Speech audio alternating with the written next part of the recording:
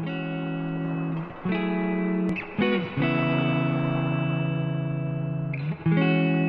here for season 6, episode 4 with ChillShump on the beat. How's it going, man? I'm good, dog. How you doing, man? Pretty good. So to start off, can you give some background information about yourself? Okay. Born and raised in New Britain. Kind of always had a little knack for making music. It's been something that's just turned into a little love of mine throughout the years. Picked it up at my teenage years. I want to say probably about like maybe 13, 14, as far as like the art of producing. And I haven't really stopped, man. And it's kind of been the last 2.5 years I've been reaping the benefits of it. So Awesome.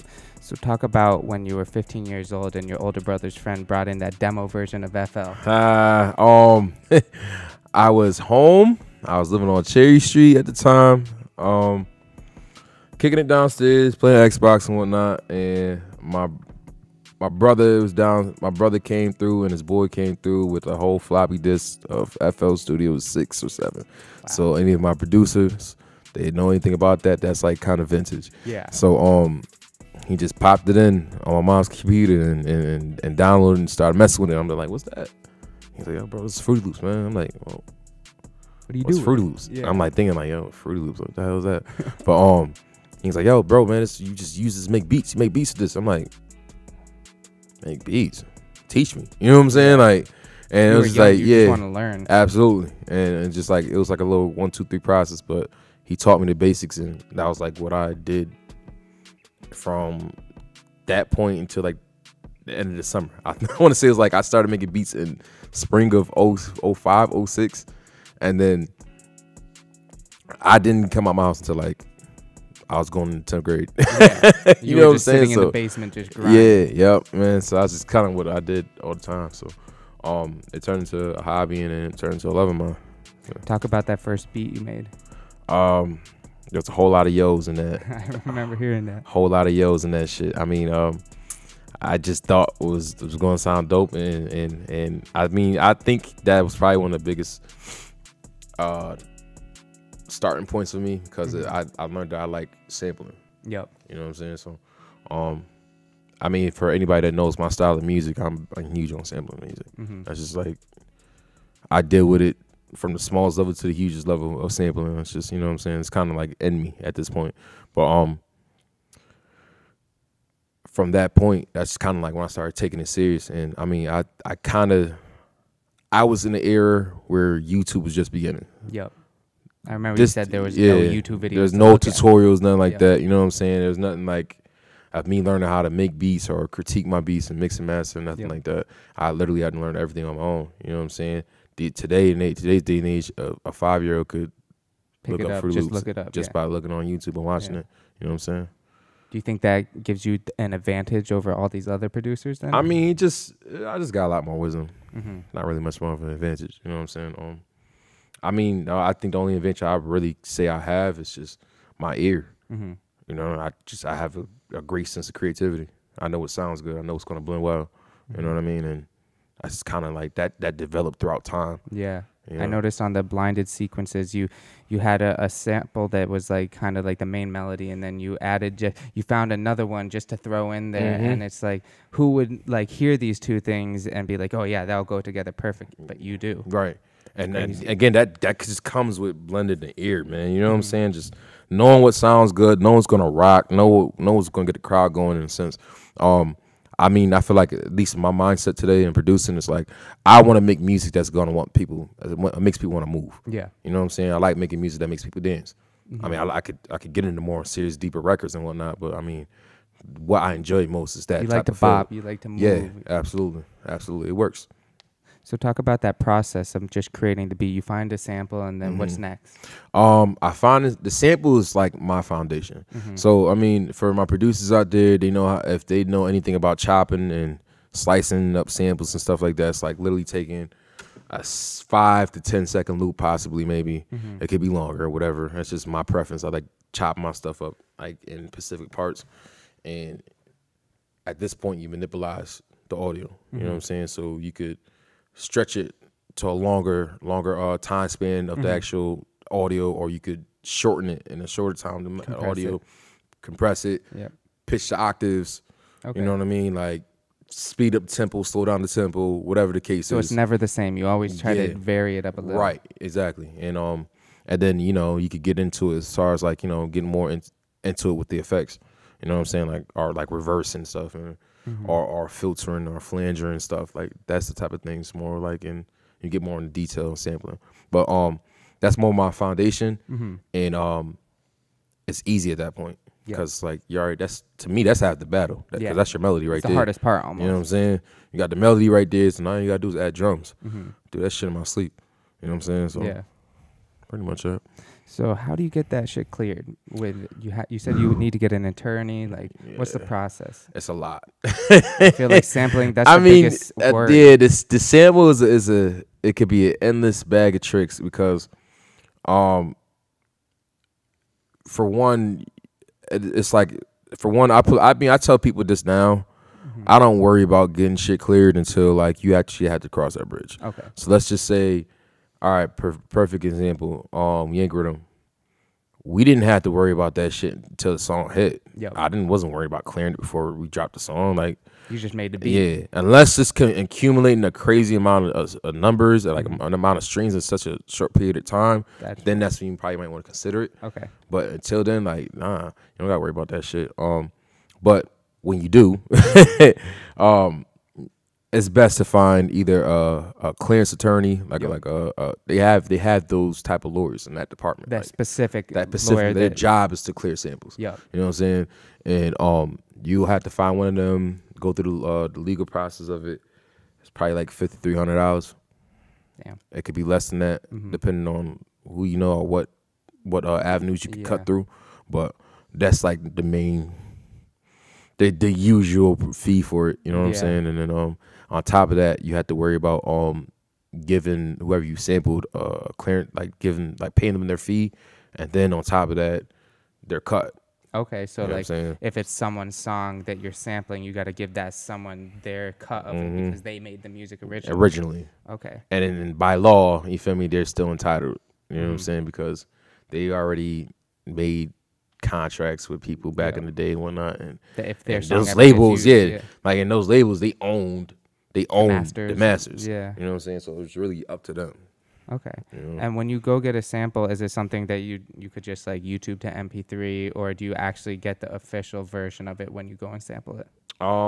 Yeah, for the most part, I hop on YouTube, man. I hop on YouTube. I just grab it. I mean, I'll give a little site that not too many people too familiar about. It's a site called whosample.com, and it's literally like, let's say if you have a song, one of your favorite songs that was made.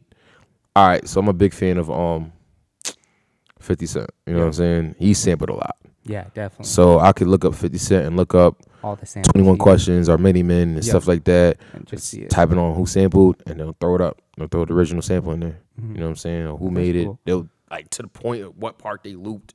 All types of stuff. Oh, so it could even show you they went from 1 minute 20 seconds to 1 minute 30. Oh yeah, super detailed. Oh wow, that's super cool. detailed. Yep. And then you also said you found some samples from your step pops every Friday night, just sitting there playing some oldies. Talk about that.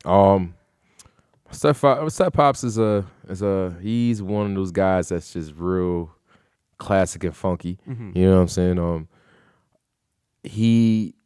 My studio is still at my mother's crib. Okay. So I go to my mom's house and we have our basement, and it's literally split half and half. So one half of the basement is my studio, the other half is his little man cave. Yep. You know what I'm saying? So you feel me? Usually it's on our Friday nights. That's where I usually spend my nights at anyway, in my studio. Yeah. On my weekends. I'm not really out on weekends anyway. So I'm in the studio working. He's in the other room watching his little classic Funkadelic DVDs and smoking a cigar.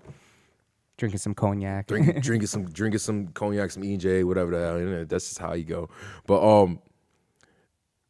I'm literally times and times I'm stopping. I'm at a period where I'm stopping my music. I'm just chilling, you know what I mean, or going through YouTube trying to find stuff.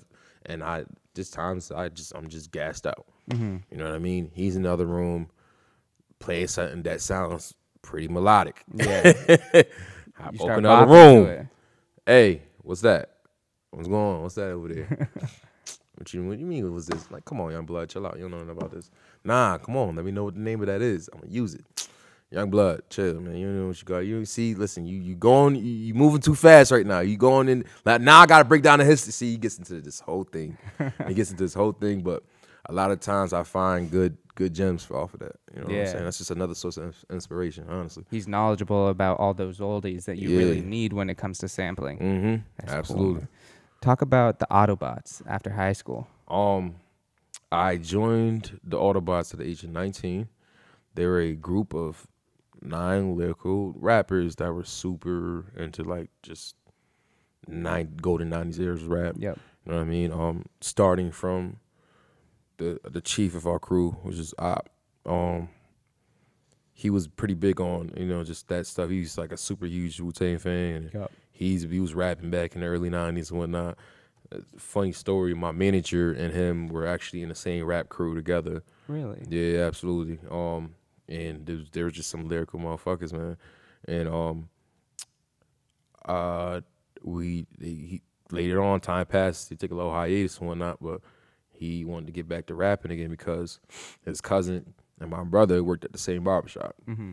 And so has it. Everybody else in that barbershop just happened, well, except for like maybe 1 or 2. Yeah. Everybody else in that barbershop started as rappers too. Yeah, they're entertainers, either rapping, producing. Yep. And even to break even more into that, the father, the man who owned that barbershop at the time, his father his son is Nasty Neff. I don't know if you're too sure. Oh yeah, Nasty Neff. Nice, bro. He was down the Autobots with us. Yeah. You know what I'm saying? So, it was one of them things that we just got into and really like tapped in, and that's where we was going to shows, getting lyrical, you know what I'm saying? Mm-hmm. And that's kind of how I got took in, and it brought my sample game to another level because that's all we used. Yeah. All we used was samples. I mean, I can't even tell if you even used the original melodic non-sample beat before, you know what I mean? It was me and 2 other producers, and we just was getting busy cranking them out. So, it was definitely, I could say a key moment of my path. Would you say that's when you met Young Ty, or was that a little after? Shortly after. Okay. Shortly after. Yeah. Talk about being a producer as well as being a father and how that has changed you. It just built up responsibilities. Mm-hmm. You know what I mean? Like, big time. You're not just doing it for you. Yeah, it's no longer for me at this point. You know what I'm saying? Like, my kids got to eat. Mm-hmm. And there's no ifs, ands, or buts about that, man. And it's like, I do anything to make that shit happen. It's definitely more of a pressure definitely more pressure on my shoulders. Mm-hmm. It's at a point where I'm definitely more in the position now to move how I want to, so I'm a lot more lenient to move how I want to now, but it's still one of the things that I have to like just continue to keep grinding on. Yeah. Because if I don't, shit slows down. I can't let shit slow down. Every day I'm figuring out a way to like reinnovate myself, rebuild myself, re-evolve myself. Never stopping, just keep on going. Yeah, just on go, always. You know what I'm saying? Like, and it's like I feel like that separates me with a lot of people out here as far as like in the producing world. This is the state, man. I work a lot of motherfuckers out here. It doesn't matter. You're gonna still be working the next day. It doesn't matter. Yeah. And it doesn't mean I'm just in the studio cranking out beats all the time. Nah. I'm figuring out ways to build my craft, build my brand. You know what I mean? Like, market yourself better. Market myself. I'm building connections in places people haven't thought of. Mm-hmm. And you feel me? I tell motherfuckers all the time, I'm being a hood, dolo. Yeah. But only to politic with certain motherfuckers. You know what I'm saying? Like, just to build them relationships with people. So it's never a problem when I could drop some fucking dumb out shit and everything like that. Because why? Because you sat down and talked to them. I sat here and put this groundwork. I've sat here and politics with people. Mm-hmm. You know what I mean? Like, it's just, that's the difference between me and people. A lot of other people is just going to want to sit here and make beats and just expect some shit to pop. Yeah. And send emails all day. Like, you think the connection is a little bit more important, that networking aspect? I've always been taught that a personal connection is way more intimate and important. And it goes way more of a further way than just, what's up? You know what I'm saying? Yo, check out my beat. Producer, check this out. Yeah. You know what I mean? Like, relationships go super far. I agree. It's like you have a friendship and you know that friend's going to want to help you out more than somebody that just likes your music. Right. Yeah. How did you come in contact with Brody Fresh? Through social media. the beauty of that. Yeah, that's still beauty at the same time, right? Yeah. Well, yeah, through social media, we reached out to each other, just getting to work with it, and I could say he helped me out in a sense, in a good sense, because he taught me how my drive needed to be. Yep. I'll be honest with you, man, that man works tirelessly. You know what I'm saying? That set the tone for me to know, like, all right, that's the type of level I need to keep it on. Doesn't fucking matter that I'm a producer or not. This you is know what I this mean? is what like, you got to do to succeed in the way that he's trying to right, succeed. Right, man. Like, and with him, it's like he'll take trips to New York and back and forth to New York like it's nothing. Yeah. You know what I'm saying? Still being here in Connecticut. Yo, I got shot to New York. Yeah. I got to shoot to Jersey. Yo, I got to go to LA. And it's constant and doesn't stop. Bouncing back and forth. Doesn't stop. Yeah. You know what I'm saying? So that's why I'm like, yo, damn, bro. And I just even being next to him and how he moved. You know what I'm saying? Like, he just taught you a lot. Yeah, just considering yourself as a brand and a businessman. You know what I mean? Like, it's not just a hobby anymore. Absolutely. I definitely looked at that. I was like, yo, that's how I need to. That's how I set my tone. Keep the energy up. You know what I mean? What did you think when he released "Pray" back in 2015? That was fire. Dope. You know what I'm saying? Like, I didn't expect it to be that far. Like, I didn't expect it just because my beat. Like, I was at a point where I didn't know if this was like for me or not yet. Yeah. You know what I mean? And just by how he flipped it, and then add instrumentation onto the record that I had on there, and the video was dope as hell. The video was like, it really captured me. Absolutely, man. It railed in a lot of life into the song, just in general. You know what I'm saying? And that also opened my eyes too, as far as like just production. You know what I'm saying? Like, because there's like a lot of orchestrated instrumentation that was added on top of my beat. Okay, so it wasn't just your beat on there. There was extra stuff too. Yeah, yep. You know what I'm saying? So Post-production. Boom. Yep. So that kind of wowed me in a sense, because I didn't know how that was going to turn out. You know what I mean? And I just always thought bigger at this point. That was like the next step to you. Absolutely. Cool. On one of your previous interviews, I saw that you said CT was a redheaded stepchild to NY in Boston, but now we got the Dumbing Out movement. Can you talk about that a little bit and talk about how Zoe inspired a culture shift from freaking out becoming more universal and not just being for the gangs? Well, Zoe's a man who made it universal. Of course, it came from gang culture. Mainly from North and Harvard Avenue and Enfield, Dumb Out, and all that shit. And Zoe was a kid that was a daredevil, man. Like, he was just a guy that just was. If he told him don't do something, he's gonna do it anyway. You know what I mean? But he just found something about that dance to be unique and catchy. You know what I'm saying? And a lot of people just thought he was a crazy kid, but he was actually a marketing branding genius. Yeah. To be honest with you, from the sit downs and talks we actually had, He knew what he was doing. He knew what he was doing. You know what I mean? So, he dealt with all type of flack for that. Yeah. At first, because of course he was going against the grain. You know what I mean? He dealt with repercussions off of that shit, just because he wanted to make that shit universal. But he didn't fucking care. Yeah. You know what I mean? And kept going to the point that the hood just accepted it. You know what I'm saying? So, he elevated it. I'm not gonna say he birthed it. I'm not gonna say he created it, but he elevated it into another level where it was so contagious that everybody just wanted to sit. Everybody was regenerating. Just like trying to be like him instead of more in the sense of doing it for the hood. You know what I'm saying? Like, it's something when you go to a little kid party and see nothing but pure teenagers doing this. You feel me? Like, and it's because of him. Yeah. You know what I mean? And it's like it's not. They're not stopping. Yeah. Like, the moment they walk foot into the party to the moment they leave. Keep going. You know what I'm saying? Like, he brought that energy to a space where this is a continuous trend that is catching. Yeah. Not just in Connecticut. It's outside of Connecticut. Oh, 100%. You know what I mean? 100%. And he birthed. I mean, it's not. He didn't birth it. It's because of him. It's because of him, man. You know what I'm saying? And we started working like in early of 2017, And people think I've been working hand in hand with Zoe for years, but that was never really the case. Yeah. I probably was working with him maybe 10 months before he left. You know what I'm saying? So, just to sit here and have him change my mindset on producing, like, I'm thinking about certain music to work with and samples, and I'm giving them just running through records. Like, yo, well, how about this? Nah, kid, not that. All right, how about this? Nah, kid, that ain't gonna work. How about this? It's straight, but I could do something. But nah, kid, listen, we need something for the parties. Like, we need something like Make My Way Downtown. Sample that shit, but freak it though, kid. Nah, you need something like MC, bye. Like, freak that shit, kid. You know what I'm saying? Like, make it something that's high tempo, speed up the tempo. Yeah. But make it bouncy. You know what I'm saying? Like, and little did I know at the time, he was molding me to make my own sound. Yeah. You feel me?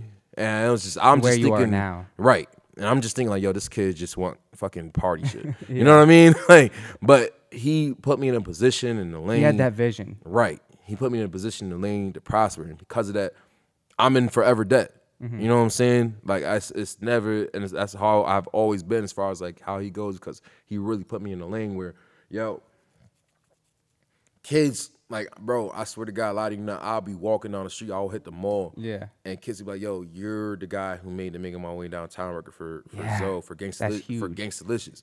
I'm like, yeah, what's going on? You know what I'm saying? She's like, yo, kid, yo, I listen to that every day, yada, yada. I'm like, yo, he really was that much of an influence to our fucking state, man. Trap Phone Fetty told me, he was like, I went to the mall with him one time, and people were just like, Gangsta-licious. They were surrounding, like, kids would surround him, pull their phones out like he was a real life celebrity. Yeah. You know what I mean? Like, he would go to the mall just to flex, man. And that's just how he was. And the one thing about him, he loved the youth. He loved it. You know what I'm saying? Like, that's just something that, like, was something he thrived off of. And he just had this infectious thing in him to make you smile. Yeah. No matter what the fuck it was. Whether it's him fucking dyeing his hair or him doing dumb shit and posting on the gram just making you laugh, or fucking him just being a dumbass. Just doing dickhead shit just to fucking piss you off. That's just what Zoe. You know what I mean? But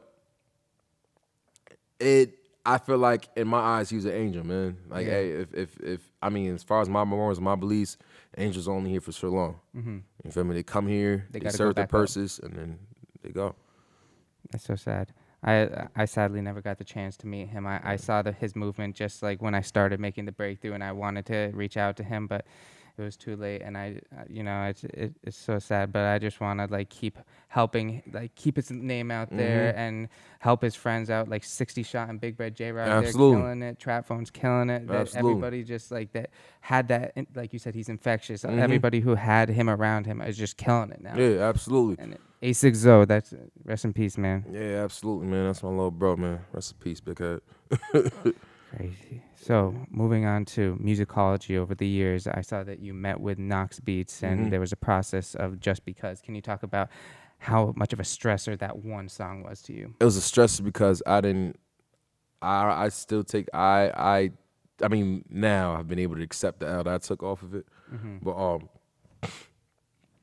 I didn't have my business right. Yep. And this was acknowledged Shump at the time, you know what I'm saying? And young-minded. Not young-minded, I wouldn't say young-minded, just I wasn't in tune of what I needed to do as far as having my business right. I just was like, hey, man, I make a beat for somebody, okay. They put on out. I'm rich, but like that wasn't really the case. It was more or less like, hey, you have to get yourself an attorney. I never had to get a fucking attorney in my fucking life. Like, you know what I'm saying? Like, what kind of attorney? You know what I mean? Like, I didn't even know where the first place to step in it. But I mean, I met Knox in the beginning, or no, it was more late 2015.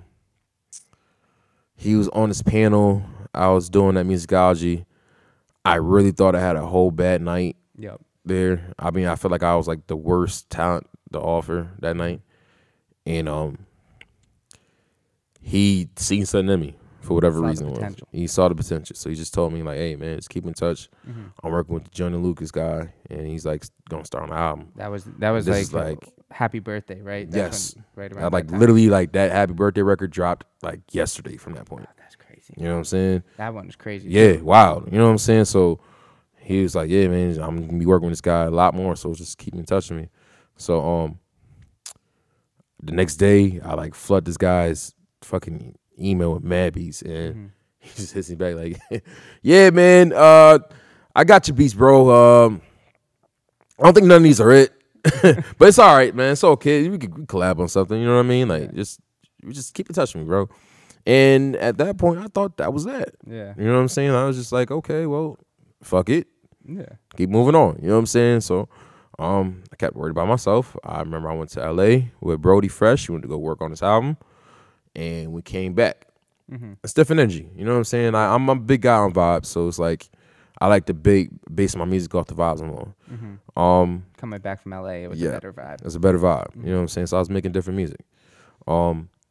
I threw a snippet up of one of the beats that I recently made at that point, and Knox seen it, and he tagged Junior's in there, but it wasn't like that was on Facebook, right? Yeah, it wasn't like Junior's like fan page. It was like Junior's real Facebook. You know what I'm saying? I'm like, what the fuck? You know what I'm saying? And then he just shortly after he's just like, yo, bro, hit me up.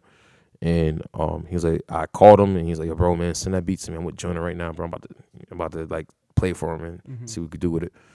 So I sent it ASAP, and he hit me back like 20 minutes later. He's like, yeah, bro, man, I sent it, man, and he doesn't really like it. I guess it's just not it. Yeah. So I'm like, okay, you know what I'm saying? And I'm just like really trying to like just be like, okay, whatever, it is what it is. Positive about it. Right, you know what I'm saying? And dude's just like, but I'm being sued with this guy like all week. So just keep sending me beats, bro. Just keep sending them. Flood the emails. So yeah, I just kept flooding his email. I kept creating and sending, creating and sending, creating and sending, and creating and sending. And there was always something wrong with it. Yeah. And it's not really the melodic vibe. He's like, that's it's gonna probably have to go on this record. We don't really want the chance and stuff like that. Yeah. I'm just like, yo, how picky is this fucking dude, man? Like for real.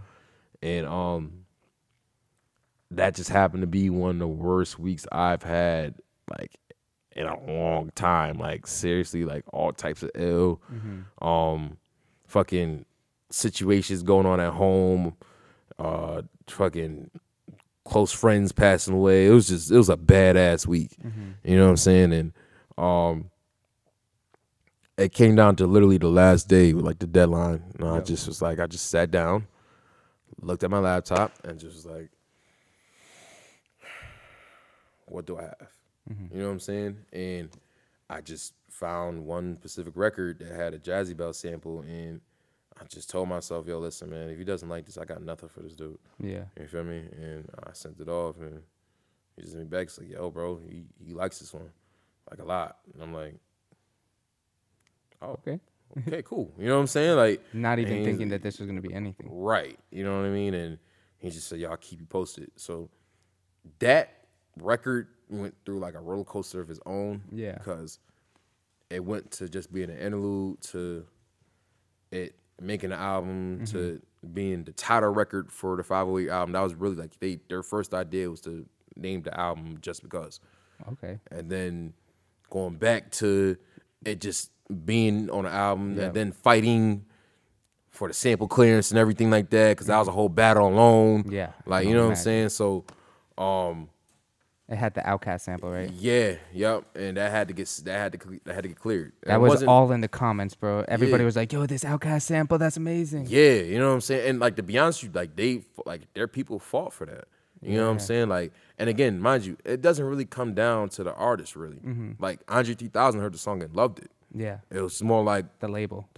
Yeah. And who owns the masterings. You know what I'm saying? They're more like the guys that just like, yo, we have to, like, you know, they either had to up the fee for them or up the percentages. So they ain't working its way through. Yeah. And clearing it. So I just to be on there, I made a placement with a list of Boy Wonder. Yeah, well, a list of A1 producers and a fucking dope ass spitter, man. You know what I'm saying? So that's always gonna be a milestone in my career. You know what I mean? Just to say that I got to work with these guys. And he's from Massachusetts, right? Yeah, he's from Worcester. Oh, cool. Yeah, yep. So pretty close by. Also at musicology, this was the last one. You had the flip mode challenge. Can you talk about how it went from the flip mode challenge to the yank rhythm? That was alone again. Like, that was just that beat alone. I did not know where that was going. Mm-hmm. I didn't know where it was going. I just knew it was energy. I was just trying to keep it up. Yeah. I made that beat like a week after Zoe died. Mm-hmm. Shortly talking to Snow at one of his events. You know what I'm saying? Just like, yo, let's just keep the energy up. You know what I'm saying? And I sent that beat for her to dance off of. At the time, she was really just a dancer. She was she not had a like rapper. 20K followers or something just from dancing. Yeah, she was just really just a dancer. You know what I'm saying? So she sat there, made a video of her dancing. It's exactly what she did. That was in front of Eddie's, right? Or was that Nope. something else? Nope. If you scroll on my IG, you'll find it. Okay. You'll find it. Literally like one of the last weeks of December 2017. Okay. Where was I going with that? But yeah, okay, boom. She did the video. Time passes. And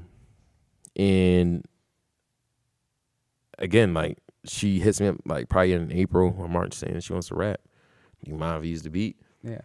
I had no problem with it. Go right ahead. You feel me? You the weren't homie. gonna do It's anything with it yeah, anyway. you know what I'm saying? I just really thought of that record of being like some flip mode challenge people just dumbing out to whatever. And yeah, yo, just do what you do. You know what I'm saying? And I played it at musicology just to test run it. Just to see like what the record was, you know, kind of energy the record had. Fucking with it. Hell yeah. The crowd, I wish my cameraman panned it to the crowd because it was going crazy. Yeah. You know what I'm saying? But I just seen the energy to it, and she came back. It was shortly after she came back with the song, and I was just like, "Yo, this is for your first song. This really ain't bad. You know what I'm saying? It's actually kind of fire." And before I knew it, she threw a snippet up on her page, and the shit just went absolutely crazy. Bonkers. Crazy, bro. And again, like this is like I've never seen a record with that much power, that much power, like to the point where you forced a radio station's hand to play your record. Yeah. It wasn't like, yo, we grabbing this record because we just, you know, I like it. No, it was like, yo, this is literally the hottest record in the fucking state. Right now. If you don't play this shit, you look like a fucking hater. I remember hearing it on You know what I'm saying? 93.7 driving like mad time. Yeah, Just absolutely. One day. Absolutely. Like it was like, I think the weekend when it dropped, they played that record like, I couldn't even, like, it was so crazy because my phone wouldn't stop ringing. My phone was like, they're just people recording it on stories, Instagram, Snapchat. Yo, I'm telling you, going crazy. Like, it was just, I never seen like that in my life. Just like a record be that powerful. Crazy. At least me being a part of something that powerful. Yeah. You know what I'm saying? So, just the time span of that was just literally everything was just going. Because it went from the snippet to the video dropping to shit hitting on the radio, and then us walking into labels. You know what I'm saying? And this was like literally in the time span of less than a month. Mm-hmm. You know what I'm saying? You guys met with French, right? Yeah, yep. We met with French too, and that was a fucking dope ass. French is a solid nigga, yo. For real. Solid dude. Like, it was abrasive. Mm-hmm. You know what I mean? We walked up in there. He's over there recording his song for Jay Critch, and he just had his head down in another room. Mm-hmm. And we just in the engineer room chilling, like, you know, waiting for him, I guess. Yeah. And I like my first impressions was like, yo, this dude's probably gonna be like mad fucking Hollywood or some shit. Yeah. But it is what it is. Whatever, man. At least I can say I'm in here. Yeah.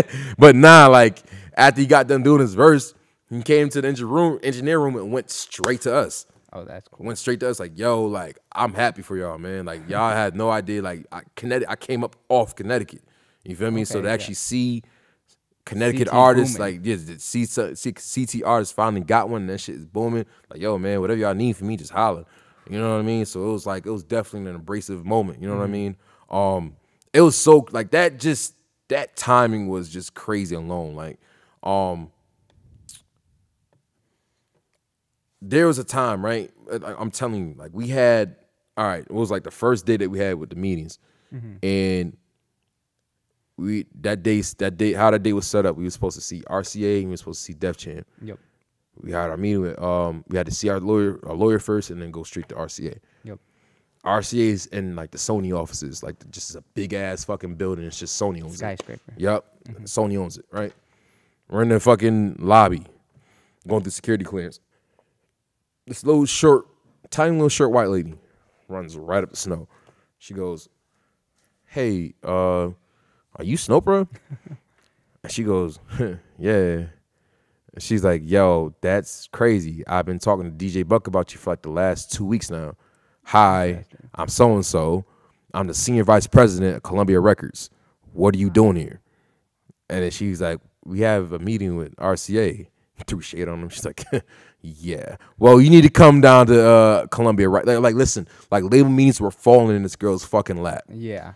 That's how crazy it was. You know what I'm saying? Like everybody was trying to grab her. You feel me? Like literally, like think of fucking LeBron James when he was about to get drafted. Yeah. You know what I'm saying? Like it was that crazy. You know what I'm saying? So, we got to the point with it where it just like she found herself a home with Island. Yep. And who is Island through again? It's a branch off from Def Jam, but it's more of an international record label. You know what I'm saying? But she found her home with that. I just feel like to me it's a milestone and a testament of my hard work, because it's like, yo, you made a record for a girl, literally a girl who didn't really have any type of reference before this, and she got signed. That's crazy. Off of that. You know what I'm saying? I have a friend from back home, and he was like, "You know Snowprah?" And I was just like, "Yeah, how do you know her?" Yeah. He's like, "I love her shit." Like, just talking about it. I was like, "Wow, that's crazy." Yeah. It's just, I'm telling you, man, like it was just such a surreal timing back then, you know what I'm saying? And it's not like the vibes slowed down. They're still going. Yeah. You know what I mean? It's the vibes of the song still going. Trust me, the song's still gonna be pushing in a crazy way. Just give it some time. We got a lot more shit with that record. And Snow's doing her thing right now, man, and she got a lot of shit coming. So, you know, just calling out. Yep. She got Calling. It's the Freak Like Me record that she just released. And Pop, what was the one where she did at the carnival? The soft drink record that she had. Yeah. That was like her that was the one that followed right after that, and that had a buzz too. Yep. But yeah, like just in general, where things are going right now, it's a good space. I'm in a good space off of that record alone too, man. You feel me? And I feel like there's a lot of tangibles that through that record. Yeah. It wasn't just Snow being on the hook, and it wasn't just my beat just being booming. It was like the everything around it too, like the vibes of it. It was a tribute to Zoe for one. Yep. I loved that beginning of the video. Absolutely. There's a dance to the song. The dance comes from a culture. You know what I'm saying? It's Zoe's Boys full effect. Yep. And from the Deuce, from the ASICSO and the 203 dancing and dumbing out, so it looks like a connect. You know what I'm saying? So there was a lot of things about that record, a lot of tangibles about that record that made that record what it was. Yeah, man. You know what I mean? I'm so glad to see that it's still going. And absolutely. Like Snow's just killing it, man. We're gonna go back a little, but talk about the sessions at Studio Red in Bloomfield. What did you learn from them? My man Todd Nitty, also known as 2-4. Yep. This guy is, and me to my eyes, like is the real originator of the sound of Connecticut. Mm-hmm. You know what I'm saying? He's been killing it. Absolutely. If people aren't really too familiar with him, that was the producer of a Noise Lucky record. Yep. I've been working with him for years now. You know what I mean? Like that's like more than just like a colleague or a conglomerate. That's more like my brother. Yeah. You know what I'm saying?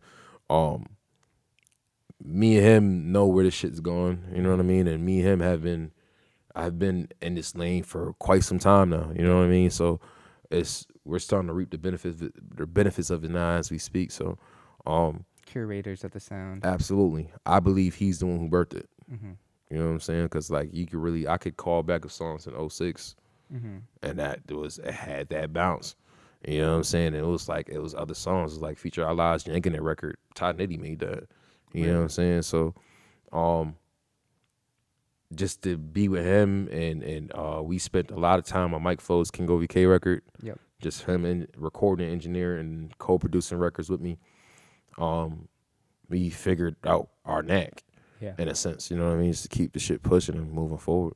So yeah, I mean, I definitely like he's one of the guys that's just like, and like that's he with him too is like I'll never have to worry about no bullshit. Like he's not gonna let no bullshit rock. Yeah, you feel me? We could be working on a record and I could do some shit. He's like, nah, that ain't it. cut that out. Cut it out. Yeah. You know what I'm saying? And I'd be like, I'll fight with him. I'm like, yo, nah. He's like, dog, that shit's not gonna sound right. Just yo, He's not a yes man. Yeah, absolutely. You feel me? And that helped me. Yeah. To be honest with you, that helped me a lot. Similar to like what you were saying with Zoe when he was like, I don't know if you should do that. Yeah. Like, that's what the people you need around you, especially when you're someone that like it's you making your beat, so you're gonna like whatever you put out. So someone else with an outside ear is gonna be able to help you be like, this is right, this is not right. Absolutely. That's cool, man. How about Annoyed? I saw you worked with him for a little. What's your favorite Annoyed record? In general or just what we worked on together? Both. Okay. So in general first. In general, one of my favorite Annoyed records is Temporary that he had on the Autumn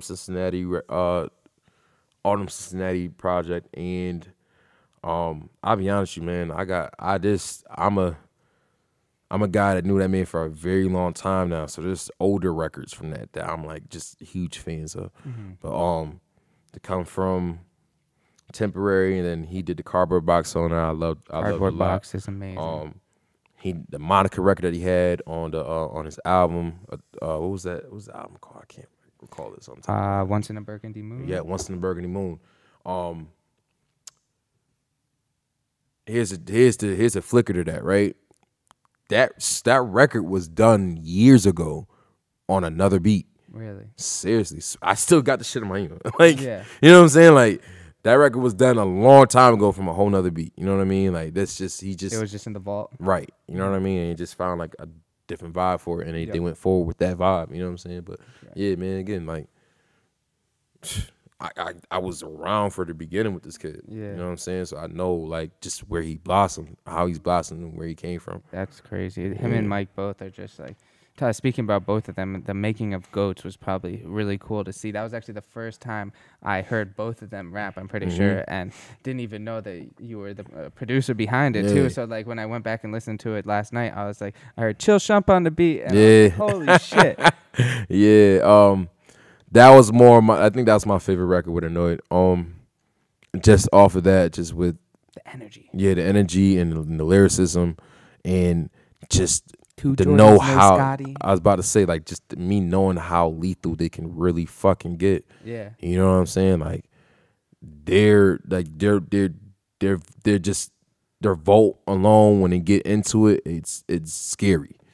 It's scary. You really want to talk about some lyricism shit? I've never seen, at least as far as I'm gonna quote this. By as far as like lyrical motherfuckers in the state, I don't know nobody any more lyrical than them. I don't. And I've seen a lot of motherfuckers out here. Bro. Yeah, you know what I'm saying? Like, and with Annoyed, it gets so witty with him that he'll put double entendres and double entendres, and it'll take you the second and third time around to realize, like, yo, he really mixed that shit together. It's like Lil Wayne, bro. You know, it's crazy. Swear to God, shit's fucking crazy. It's with them guys, it's gonna take nothing but just one good chance. Yep. You know what I'm saying? Or one good chance just showing the element. You know what I mean? Just in full form.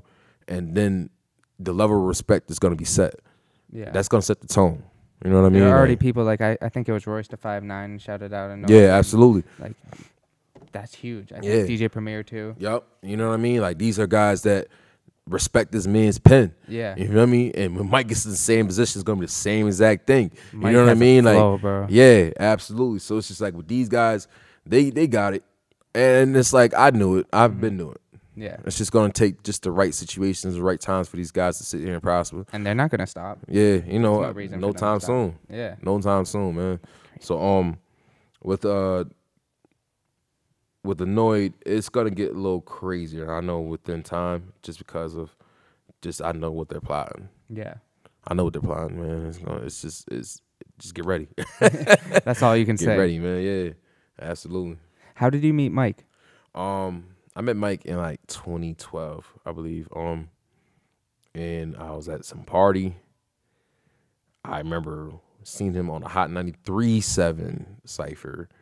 The one that had Jit on the track in it, and this kid was like, this was like a young 17-year-old Mike Flows, and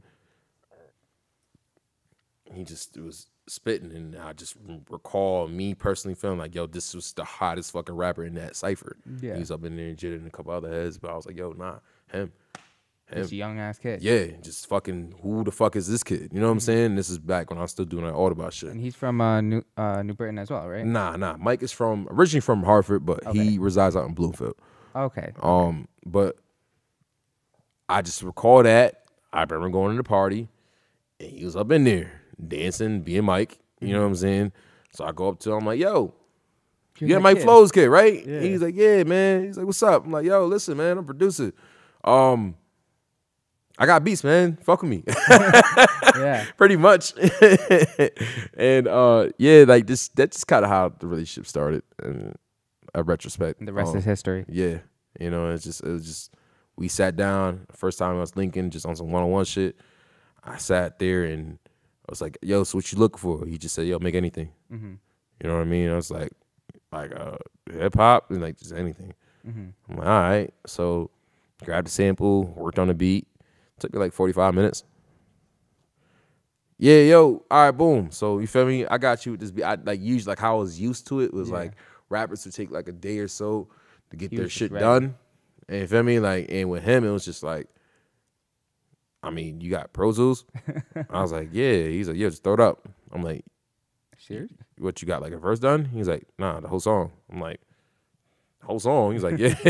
So I'm like, okay. In my head, I'm thinking, yo, he definitely fucking bullshitting my whole beat. But all right, whatever, fuck it. But he really did his thing on the shit. Heat, yeah, you know what I'm saying? So I'm like, oh, okay, all right. This is dope. Yeah. Come back tomorrow. Let's work more. And just we built since then, man. That's just how we been. Like, that's really like my fucking brother, bro. You know what I'm saying? And we was able with Mike, man, it's just like one of them things where we came a long way together in this, and we've gained our respect together with this. Yep. Mike is one of the guys who got me like super versatile with my with just my producing skills in general. And King Over K was probably like in my eyes like probably our best project to date because a lot of things popped off from that. You know what I mean? Just off of like him getting acknowledged by Connecticut as being a respected rapper for one. Yeah. And us dropping the Goats record on Christmas and that shit going crazy. And I bet that went crazy. Yeah, that went crazy. And it was like shortly after you get a call from Funk Flex like, yo, come through for a freestyle. Okay, so it's right after that. Yeah, like literally that was the reason why Funk Flex called him. Yeah. You know what I'm saying? So it was like, he was like, yo, man, I need you over here. And before you knew it, it was like probably the day after we was on with New York. You know what I'm saying? So he could do what he do. And then he killed that too. Yep. And we just been maintaining energy. And everybody dumb is out now, and that's going fucking crazy. Yeah, bro. Let's talk about everybody dumb, and that's been going, bro. Crazy right now. And it's like, again, the pace of that record is beautiful. You know what I mean? Like, it's just a consistent pace. We're just keeping the momentum at a steady level. Yep. And it's still working, man. We're still getting that shit ran on the radio to this day. It's getting ran at parties. Kids love it. Oh, I bet the everybody else love it. You know what I mean? Like it's culture. Yeah. And it's just we gonna do the video soon, and that's gonna be a crazy motherfucker. That's gonna go. That's gonna blow. Absolutely, man. So we gonna keep it booming. Do you know when? Are we able to know what time you guys are gonna release that? Or is it still in the works? Shit, I don't even know myself. Don't tell me shit no more. You just give them a beat. Yeah. Can you talk about the process of making 7 compared to King OVK? Like, what was different about it? We did King OVK in like 3 months. Okay. Just grinding. Yep. You know what I mean? Just getting the records out. We took our time a lot more with 7. Just that was me. I was more in the vibe of like getting the original production out the way with majority of that project. And like 90% of it or something. Yeah. And just trying to form my name as a producer and even more of it as an executive producer. Just wearing that cap. You know what I mean? Just like, yo, all right, well, we should form records like this. This would probably work if we go about this way. That type of stuff. Is executive producing more like curating the playlist? Yep. Okay. Definitely. And that's more of the lane that I'm hopping into more these days. And I'm trying to like, you know, master. That's why I'm studying it a lot. You know what I mean? Like just executive producing music is more just of just getting people on one record. It's like, all right, how you guys gonna form this record? Yeah. How's this gonna come about?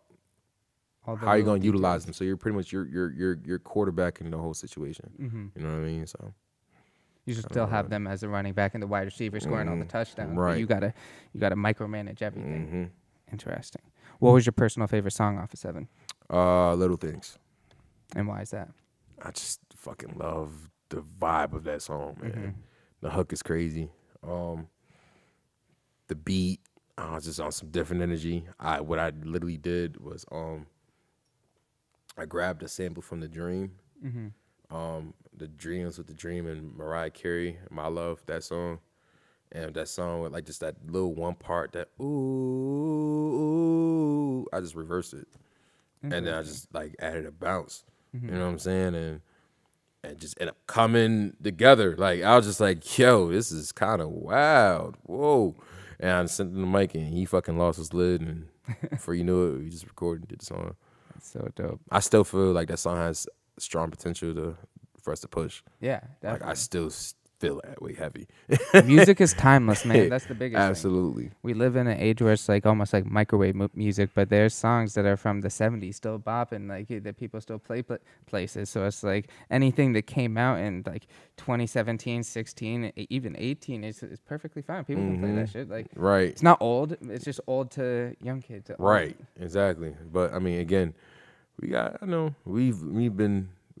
came a long way now where we have teams and management, and we learned a lot of like just records. Nothing is done for. Nothing's old. Nothing is. Think about it. Like let's put it like this: it took fucking Trap Queen for Fetty Wap 2 years to pop. Oh, that's interesting. You know what I'm I didn't know saying? Like literally 2 fucking years. that. But did it come out in like 2013 and then? It was like a song that came out. When was it? When did Pop Queen come out? That 2014? Let me look that up. Trap Queen Fetty. Release date. 2015. 2015. So I want to say it was like 2013 possibly. Interesting. Yeah. It says following its online premiere in March 2014. Okay. So yeah. interesting. So Yep. a year still. Mhm. That's a Yeah, long yeah, time. yeah, right. He released it and then didn't think that he was going to get all that success. Just because the guy released it and nothing came out of it. But then Sometimes you just need to work records, man. Yeah. You work records and all. I mean, sometimes, and it's like it's just the long run of things. You know what I mean? Like you could push a record, and it may not get that much of a presence or strong influence at the first like go for it, but just keep pushing it and pushing it and pushing it. If you keep pushing it, it's gonna stumble in the hands of somebody yeah. that who can be a stronger influence. So if they're liking it and they want to rock with it, they're gonna help They'll you help out, push it. which is gonna give you more of a push. You know what I'm saying? Interesting. Yeah. And just sometimes shit just snowballs effect from that. You know what I mean? Sometimes you just need that one shot. That's cool, bro. Let's talk about the making of A6 Anthem. How did you start working with 60 Shot and Big Bred J-Rock? Well, I met 60 Shot through just Zoe.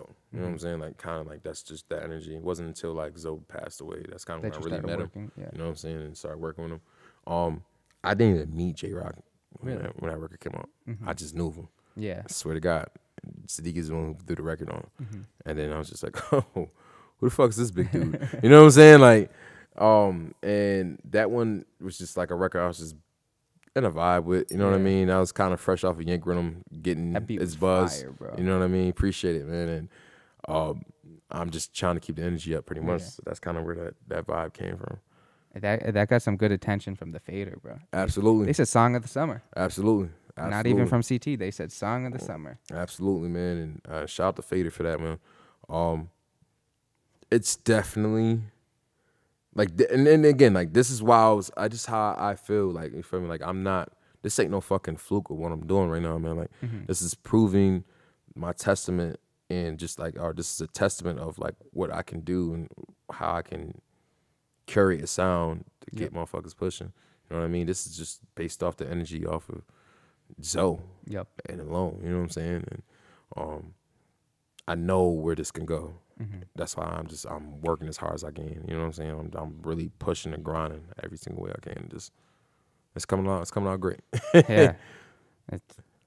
It's exactly what you wanted to plan out, man. Absolutely. I'm very proud of like the movement that you guys got going. It's definitely one of the most influential things in the state right now, and it has been for the past year, bro. And yeah, man. it's only getting bigger. So going away from the music, let's talk about modeling at Smooth's All CT fashion show. What was your favorite brand there? Of course I'm gonna say Black Lotus. They from the hometown, man. But Survival has some dope ass shit, man. Yeah. Shout out to Smooth. She put together a great fashion show out there. We're kind of Where was that? It was in Meriden. Okay. It was in Meriden. That's she found a video out in Meriden. We just let it run through. But pretty much how everything is forming together, it's just like I was just trying to find ways to innovate myself. Yep. It's like, yeah, it don't got nothing to do with music, but fuck it, go out there. Hey man, you're like It's networking. Yeah, you know, it's networking at the same time. You're gonna be around a shitload of cameras. Why not, bro? Yeah. You're 275. It's okay. Rub your belly a little bit. It's all right. Don't worry about it, man. You know. Yeah. So, and on top of that, you feel me? Just my relationship with Smooth, she was helping me out a lot, especially when the Yank Rhythm shit was coming out. So it was like pretty much given. So. Rubbing her back after she helped you out. Yeah, you yep. Scratch my back, I scratch your back. Yeah. That's dope. And last thing I want to talk about before we go into future endeavors, how about this documentary? When are we going to get to see it? It's going to be throughout the process of the album. Okay. Yeah. So. That's cool. So when the album drops, you're going to get the documentary? Yep. Okay, cool. And now we're going into what's next. So let's talk about this project. What can we know about it? Collaboration album. What you can know about this is if I tried to do this shit at the same time last year, it would have been a fucking flop. Yeah. Absolutely. But this is one I feel like this is gonna be a strong group of work. This is based off of my hard work throughout the years of me just being a producer in this fucking state and building off the relationships that I built off and met the people that I've met and making the sacrifices that I've made. This is kind of gonna be my testament of it. You know what I mean?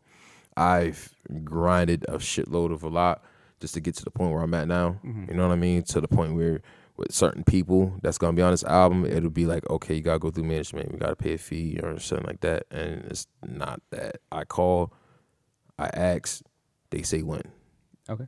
That's dope. You know what I'm saying? Like, and it's like that is at least that to me is the beauty of it. Because other motherfuckers, it'd be like, well, we're gonna need at least a $1,500 fee plus more. You know what I'm saying? Like, and our splits and everything else. And it's not even that. It's not to that case.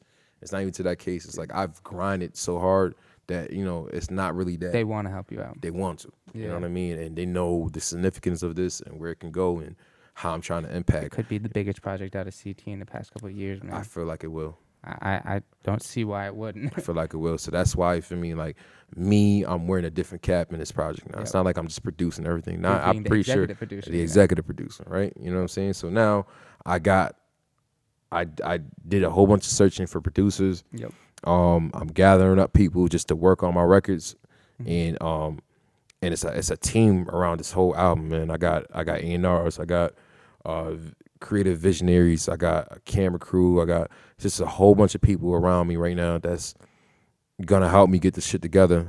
And I don't want to release the name yet, at least not on air. And I don't want to release how I'm gonna present the album yet, but when I do, it's gonna be crazy. You know what I'm saying? And I have plugs now to get this shit into higher places. You know what I mean? So, that's just exciting. Yeah, man, it's gonna be a fucking just strap your seatbelt, man. This is a big break. It's gonna be something crazy. Absolutely. So, where do you see yourself in 1 year, 5 years, and 10 years? 1 year. Just still holding shit down for the state. Yep. Being the man that I am, and but just in a higher position where I'm at now. 5 years, my empire would be somewhat off the ground. Yep. You know what I mean? And again, I'll be wearing a different cap. You know what I'm saying? Like I've considered producing as a chapter in my life. Yep. You know what I mean? And going more into like A&R. Yeah, A&R and just, you know, sending people off to like, you know, sending my recommendations off to certain artists that I believe. A gatekeeper almost. I hate to use that term because I feel like it wouldn't rely to me, but I want to help. Yeah, you know what I'm saying? Like I want to be that influence to people, to artists from here that can't get to that next point, to help guys like, yo, this guy's serious, this guy's dope, he has the talent, and he's you know, he's doing his thing out here. So yeah, if there's somebody you can give a shot to, I would say this guy. And it happens now to this day. You know what I'm saying? Labels hit me up, asking me about artists all the time. You know what I mean? So I thought they were talking about Mula Guapo. Yeah, yep. A couple other. Mula Guapo, Full Effect. Yep. Prince Hockey Kid. You know what I'm saying? Like, just they look for young energy. You know what I mean? And my job, at least how I feel like it's my job, at least like, you know, being this guy that's so heavily in the CT scene right now, just let them know that, of course, go for the young energy. There's also other people out here too. You know what I'm saying? Like, there's also these guys out here that's been grinding their asses off and still making that type of moves. These guys are making it just in a different light. You know what I mean? Just take a look into them. Check it out. You know what I mean? Just, that's dope. It's only my way of just giving off recommendations. Yeah. You know what I mean? And I feel like, you know, we could turn this out in a crazy way. Just gotta give them a little more time. Connecticut's like right on the cusp, man. Absolutely, man. I believe like at this point we are in a sense where we are kind of at our highest point ever in music. You know what I mean? And this is a guy that's been at this shit for a long time now, just saying it, and I feel like I firmly believe it. You know what I mean? And we just gotta keep the ball rolling. We'll be all right. And what about 10 years? 10 years? I want to be sitting in my office somewhere, being fat, having people working for me at this point. You know what I mean? But at the same time, keeping the culture going. Of course. You know what I mean? I know this is just like, I have so many chapters of this shit. If this is something that I want to take completely like a lot more serious. Yep. I pride myself into being my own boss. You know what I mean? And I know my ear is only getting better, and my knowledge is only like, I'm just getting wiser. It's always gonna grow. Comes, you know, never gonna go down. Right, and just of my idea of creativity, I can get out of this world with it. I feel like I proved myself more than once with it. So, definitely, 100%. Yeah, man, that's kind of where I see it. That's amazing. So, is there any more shout outs you want to give before we end today's interview? Everybody dumbing. Y'all go, you feel me, hop in, you know, it's on all types of streams and platforms right now. Y'all go check that record out. Shout out to my man Mike Flows. I got an album on the way. Producers, artists, you know, just holler at me, send beats to beats@gmail.com, and send your song references to songs@gmail.com. And yeah, man, I look at my email all the time. It's not like I'm not looking at shit. I'm checking my shit daily. You know what I mean? So, you should see my fucking studio right now. I have like a big ass whiteboard, and it's just. That's what's key. People need to start doing that more. You know what I'm saying? Like, I'm just listing off artists, who's potential, who might make it, who not, who I'm definitely gonna be on, who's definitely gonna be on the album. And it's like, I slash it out, and then it's the producers. You know what I mean? So, yeah, man.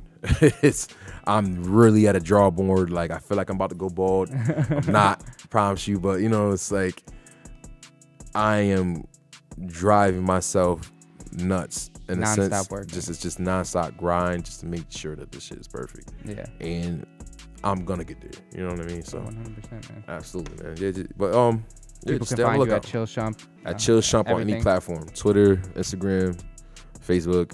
I mean, Gmail, ChillShumpmusic at gmail.com. Yeah, man. Holla at me. Well, thank you, man. I appreciate that. This ends season 6, episode 4, and everybody have a good night.